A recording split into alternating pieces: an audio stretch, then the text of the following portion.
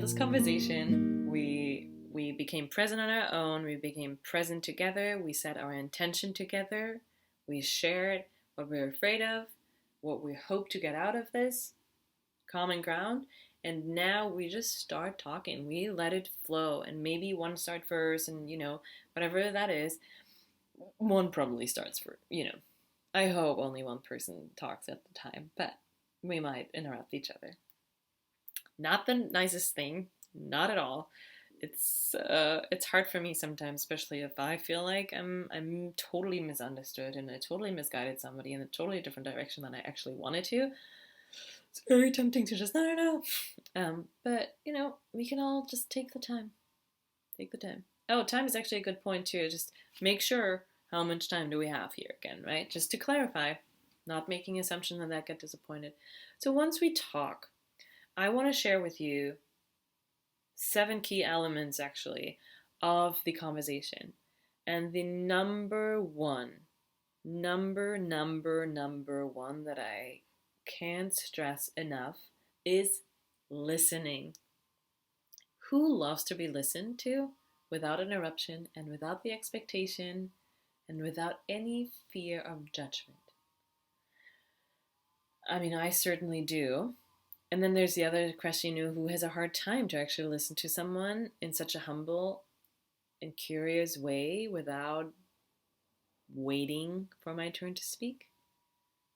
Listening is curiously witnessing the other person while they're sharing something possibly very, very meaningful and vulnerable with me.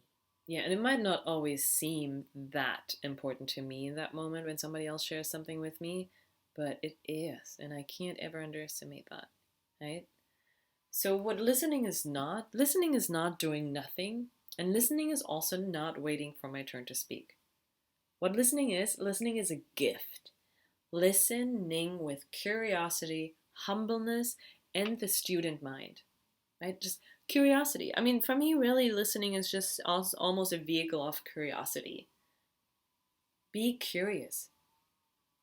Even maybe you've had this conversation or about this topic several times before with Paul, and I think I know what he has to say, but when I'm listening, I am consciously putting myself into student shoes and say, I don't know anything. I'm going to be curious what he has to say today, because it might be different. Whatever he experienced since the last time and today might have changed his mind, right?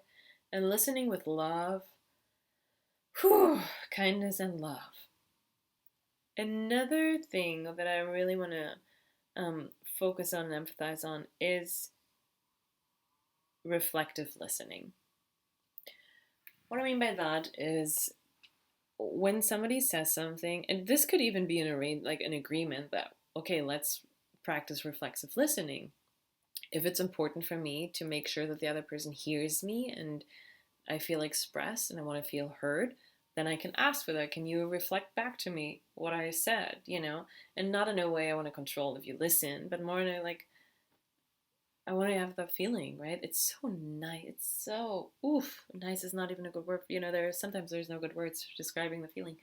But it is like if you shared something with me, if Paul shared something with me and I can say afterwards, okay, it seems to me that you're going out and it doesn't seem dangerous to you, or I feel like, or what I heard you say is is this correct? I can always ask, is this correct? Is this right? Did I get this right? And then Paul has the chance to say, yeah, mostly, but this one part, I didn't say that way, or I didn't mean to say it that way. So what is also very helpful in this way, in this reflective listening, is using the other person's words, right? So for example, if I say, this was really painful for me that whenever you said that, and if they would reflect it to me, yeah, you didn't like that, or something, right? It's a difference, and it's really, really, really sensitive. It's our emotions. So do your very best to use their words And always ask if this is correct or if you got it right, because that gives me the chance, everyone else the chance to say, yeah, it wasn't just that I didn't agree with it, it was really painful. Or I didn't like it, it was just painful. So there is the power and there is a really huge meaning in our words, and we love using the words. And sometimes we are inspired by other words too, and don't get me wrong here. But not only feels the person seen or heard by that, but it also allows the person who's listening to digest what we were listening by reflecting, right? Because it's time that I get when I just reflect to you what you just said, and it might have just really caught me off guard or hurt me too, or disappoint me, or just woke me up. Then I have the time to just let that sit, right? And it gives me a chance to become clearer too. So it's both ways. The other key element, the second one, is appreciation. Like I said in the very beginning, when you listen, someone shares with you something that might be their very first time they're sharing it with you, and it might be super, super vulnerable. Be thankful. Show your appreciation that they gave you a chance to get to know them better, to see them, to make this conversation possible even when it is uncomfortable, and really be genuine, right? Like, if we say, thank you for sharing this with me, or really, I appreciate that you share this with me. Wow. Like, it can be just your way of really sharing that appreciation, because, again, letting somebody see us is powerful. So they just did that. And no matter if we agree or not, appreciating that, appreciating the courage that they took to say that. And even, if it's a heated conversation, like I shared earlier, there's two types of conversation: the ones that we actually prepare for, what we're going through here right now, or the ones that aren't prepared, they're just kind of evolving. Then take a breath and appreciate somebody for, okay, even if it's hard, but if you're truly deeply appreciating their share, appreciate it. It feels good to be appreciated and acknowledged by everyone. Third key, nonviolent communication. So communicate, and this is already part a little bit in the listening part, but always communicate in the I form and not in a generalization. Avoid words like always or never, and avoid blaming or criticizing. Because what do we get from blaming somebody? I mean, if we're here to solve a problem, if you're here to, being heard, we're offending them, and this doesn't really allow them to listen because then they're just in a defensive mode. So we don't want to put anyone in a defensive mode by offending them, right? So we could use more like, so what I remember, or if I remember correctly, this is how I felt in the moment when you said or acted in a certain way. All right, so if I go with an example with Maggie, if I remember correctly, you shared with me that you don't like to communicate much in the morning, or or maybe it's the opposite. Maybe it's like, if I remember correctly, you love being in touch with people and you love getting to know people.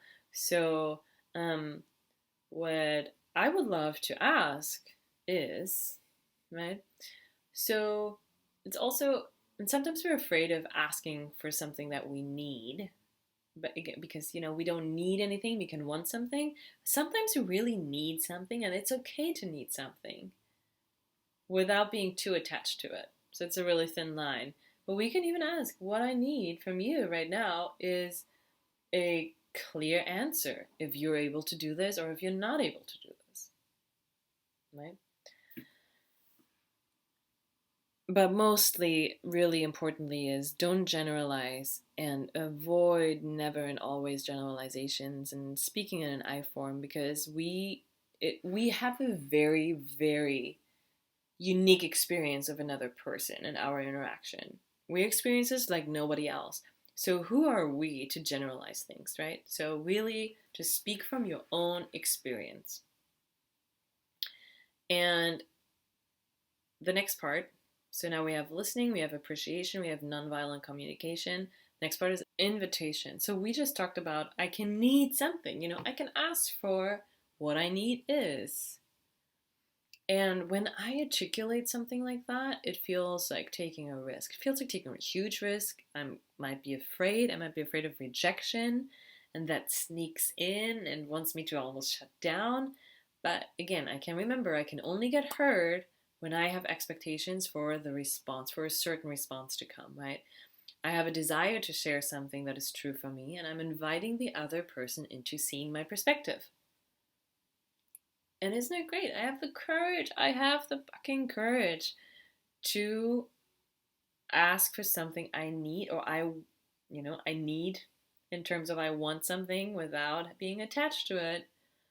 And I'm inviting the other person to see me, to let to know them what I really want and what would make me feel better, what would make me feel more sane, more vital, more.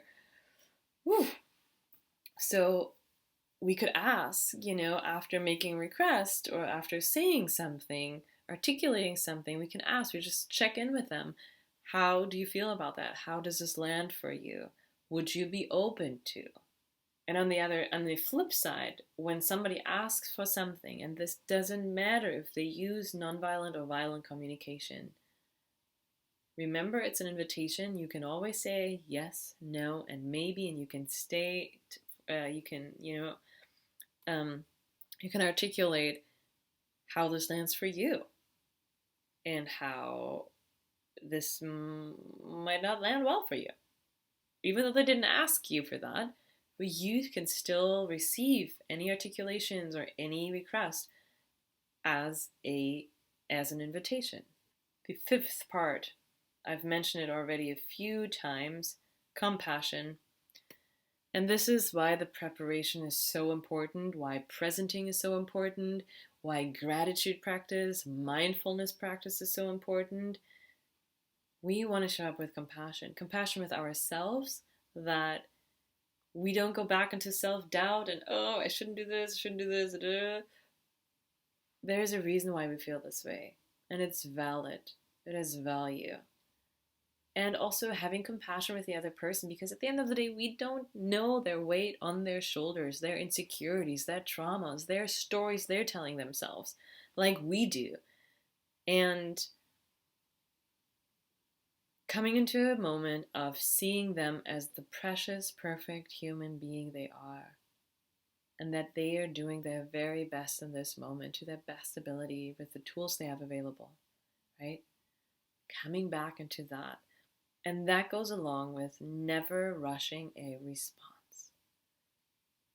Taking a breath, centering yourself, calming your nervous system, hand on your heart, and just feel it for a moment. And remembering that the gratitude you have for this person is there. Just remember it in your heart. Right?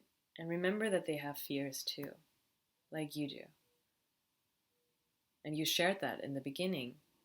This is why it's so important. Like the beginning, the setup is important, because now, in moments where it gets tricky, we have the availability to come back to that, to come back to what were they hoping, what were they afraid of, what is our shared intention of this conversation. We're both humans with a lot going on in our lives, and we have lived a life with maybe a lot of pain that we might have uncovered or it's still covered. And maybe there's tools, maybe there's not tools yet. Maybe there is a community that supports us, maybe not.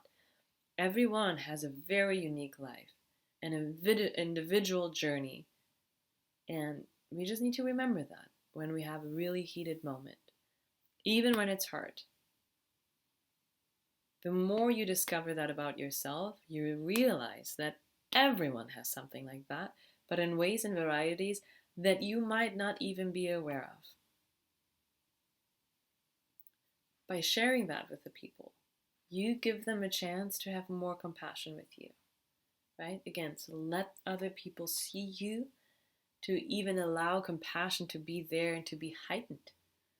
Vulnerable sharing really is an act of invitation to dive deep together. And if you signed up for that, then go full all in. Because you've created a safety.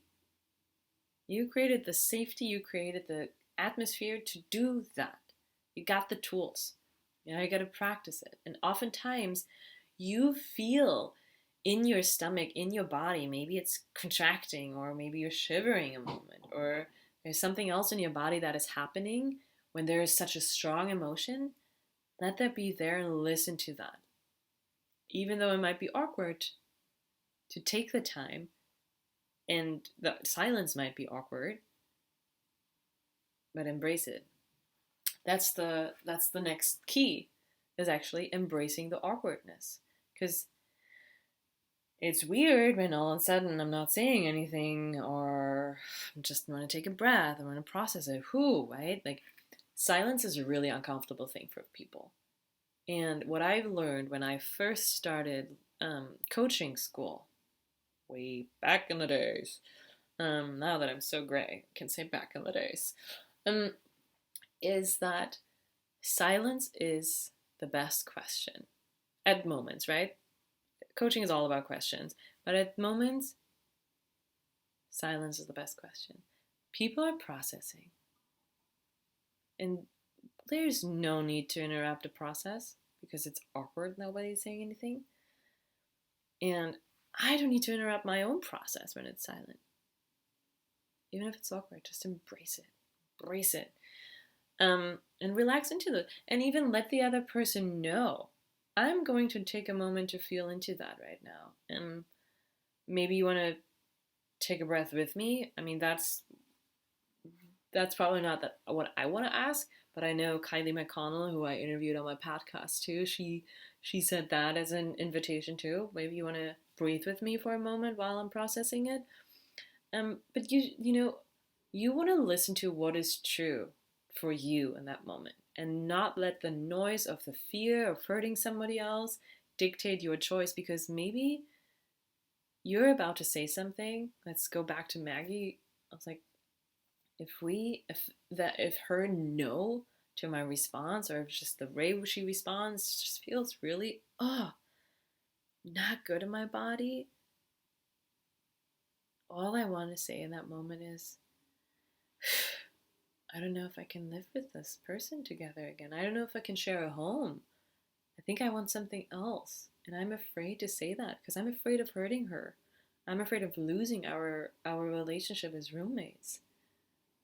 But I gotta listen to what's true to me without the fear of hurting her in that moment. Because at the end of the day, a no is just a yes to something else that is even better for everyone involved, that serves us better, serves our hearts, our souls better, right? So let's take the time, even if it's a heated conversation, if it's a weird moment, take your time. And only say the things that you feel are true to you.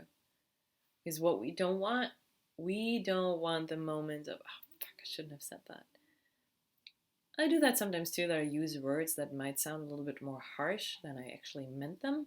So really taking the time, rethinking them in my mind, and then say them, right? It's really helpful. And the other key element is basically the end, right? How do we end a conversation? Maybe an end is a pause when it's too heated and we're like, okay, this is a lot. And maybe it was even the purpose of just initiating a conversation about a topic. So then we can say, okay, let's pause here at this moment, no matter if this was intentionally or if it's just, we're not going to go anywhere good from here, right? Let's pause and let's come back together again. Maybe it's in 2 days, maybe it's in 2 weeks, maybe it's in 2 months, whenever. Just set a time. And again, clarifications, no assumptions. How do we want to communicate about this? Do we want to go back together over the phone, in person, on a blanket at the beach? Where? What? Be really specific. And again, how much time do we have for that? Maybe the end is because we're running out of time. What are we doing then? No matter what the reason of the ending is, it's important that we end on a note that we feel complete. So, a good question to end is, do we feel complete? And maybe I don't feel complete yet because I'm still waiting for an apology. And I can ask for that. If the other person isn't willing to give me that apology, then at least I know that, right? So maybe what I need to feel complete is there even an option to get an apology?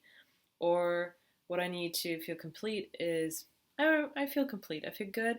I would want to know how to follow up and how we're gonna maintain or move forward from here.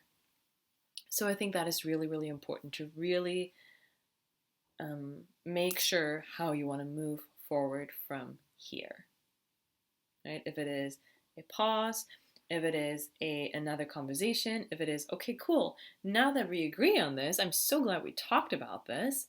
Um, this is how we're going to practice it.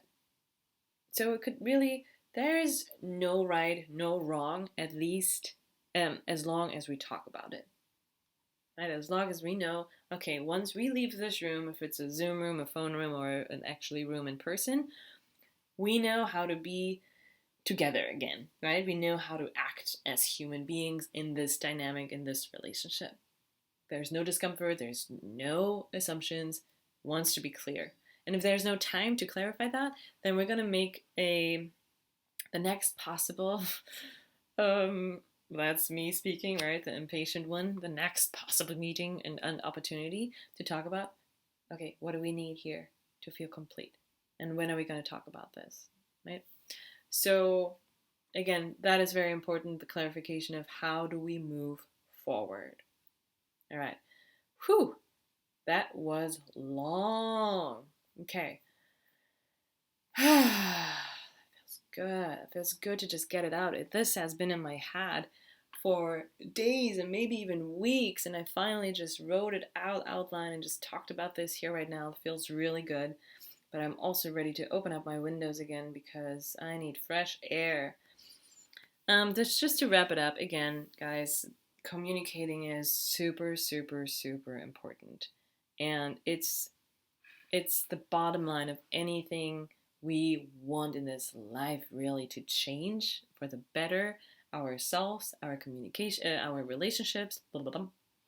And let's prepare ourselves for that. Really take the time and don't make it look like it's complicated and too much. Make it like it's worth it. It's worth to put the time into this because we want to be seen, we want to learn with each other and from each other. And if we want to see change, be the change, right? So let's do that. Again, prepare yourself for the conversation, be clear about the topic, your intentions, the way we ask, the way we receive a no and a maybe. If it's not a yes from the other person, if it is a yes, be really clear about how when the conversation happens, and when it does, right before, present yourself, right? Become present with yourself, meditation, breath work, journaling, exercising, self-care. And when it happens, we're actually doing the same thing almost with the other person, getting really clear, getting really present, gratitude, breath, and getting vulnerable quickly with what is our main intention? What are we afraid of? What do we want to get out of this? And then let it flow. And really stick to listening, appreciation, nonviolent communication, seeing everything as an invitation, being compassionate, embracing the awkwardness, and ending it on a very, very clear and kind note. Even, I think at the end, I want to add this to it because that is something that has helped me. Sometimes, even in situations where I might not know if I'm ever going to see this person again. End on appreciation, and like add the appreciation part to it. Just really thank the other person and yourself for making this a priority in that moment while we could do 1,000 other things. And we chose this, and the other person chose this while you made the request. So, really ending with appreciation, the way they showed up for you, even if you don't like the way they showed up, but they did show up. So there's always something to appreciate, genuinely.